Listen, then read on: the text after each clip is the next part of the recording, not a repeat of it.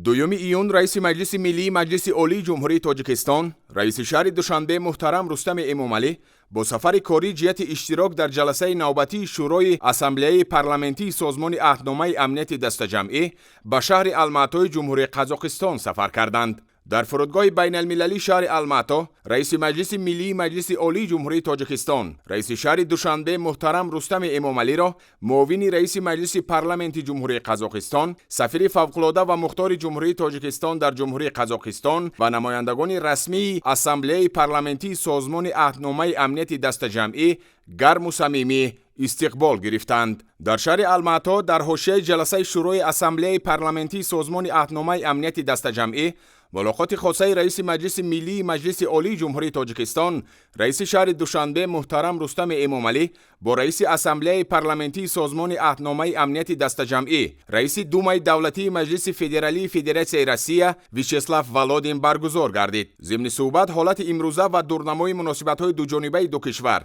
اینچنین سمت‌های افضلیت‌دار رابطه‌های بین پارلمانی از جمله در دایره اسامبله پارلمانی سازمان عهدنامه امنیت دسته‌جمعی مورد بررسی قرار داده شدند. در جریان ملاقات جانب‌ها همچنین عاید به مسائل‌های دیگری مورد توجه گفتگوی سودمند انجام دادند. صبح 3 ایون در دایره سفر کاری خود در شهر الماتی، رئیس مجلس ملی مجلس عالی جمهوری تاجیکستان رئیس شهر دوشنبه محترم رستم امامعلی همراه رهبریت اسامبله پارلمانی سازمان عهدنامه امنیت دسته‌جمعی و رهبران هیئت‌های پارلمانی کشورهای اعضای سازمان در مراسم گلچین برگزاری در نزد آتش جاویدان مجمع یادگاری شرف اشتراک نمودند. نیمه اول روز 3 ایون رئیس مجلس ملی مجلس عالی جمهوری تاجیکستان رئیس شهر دوشنبه محترم رستم امامعلی در ملاقات پرزیدنت جمهوری قزاقستان محترم قاسم ژومارت توکایف با رهبران هیئت‌های پارلمانی کشورهای اعضای اسامبله پارلمانی سازمان عهدنامه امنیت دسته‌جمعی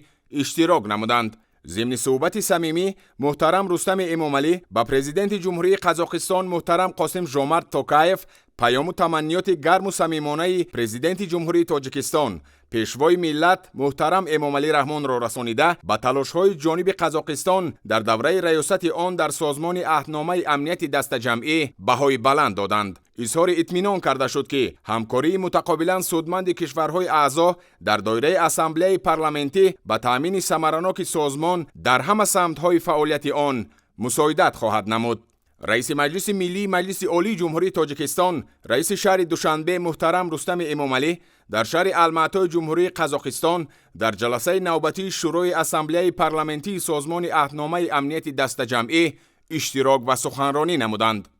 در جلسه شورای اسامبله پارلمانی سازمان عهدنامه امنیت دسته‌جمعی که تحت ریاست رئیس اسامبله پارلمانی سازمان عهدنامه امنیت دسته‌جمعی رئیس دومای دولتی مجلس فدرالی فدراسیای روسیه ویچسلاو ولودین دایر گردید، مسئله‌های مبرم روزنامه فعالیت سازمان مورد بررسی قرار گرفتند. رئیس مجلس ملی مجلس عالی جمهوری تاجیکستان رئیس شهر دوشنبه محترم رستم امامعلی ضمن سخنرانی خود ذکر کردند که فعالیت مشترک کشورهای اعضا در دایره اسامبله پارلمانی سازمان عهدنامه امنیت دسته‌جمعی به ثمره‌بخشی همکاری بین دولتی در تامین حفظ صاحب اختیاری و منفعت‌های ملی کشورهای ما مساعدت می‌نماید. قید گردید که در زمان شدت پیدا کردن تهدید و خطرهای معاصر به خصوص تروریسم و اکستریمیسم، افراطگرایی، جنایت‌های کیبری و دیگر جنایتکاری‌های متشکل فراملی، افضلیت توسعه و بلند برداشتن ثمره‌بخشی همکاری‌های سیاسی، حربی و تکنیکی و حربی و اقتصادی در دایره سازمان می‌افزاید. محترم رستم امامعلی توجه اعضای شورای اسامبله پارلمانی سازمان عهدنامه امنیت دسته‌جمعی را به تهدیدهای احتمالی در مرزهای جنوبی با افغانستان جلب نموده تأکید کردند که وضعیت مرکب این کشور میتواند برای منطقه سازمان عهدنامه امنیت دسته‌جمعی عاقبت‌های منفی دراز مدت داشته باشد. ضمن سخنرانی همچنین رئیس مجلس ملی مجلس عالی جمهوری تاجیکستان رئیس شهر دوشنبه محترم رستم امامعلی مهمیت عملی نمودن تدبیرهای مشترک را بابت تامین امنیت فضای اطلاعاتی سازمان و پیشگیری استفاده غرضناک تکنولوژی‌های اطلاعاتی و کمیونیکاسیونی از جانب سازمان و گروه‌های تروریستی و اکستریمیستی برای رسیدن به هدف‌های خرابی آور خود ضرور شماریدند. از روی نتیجه‌های بررسی مسئله‌های روزنامه جلسه نوبتی شورای اسامبله پارلمانتی سازمان عهدنامه امنیت دست جمعی قرارهای دخلدار قبول کرده شدند.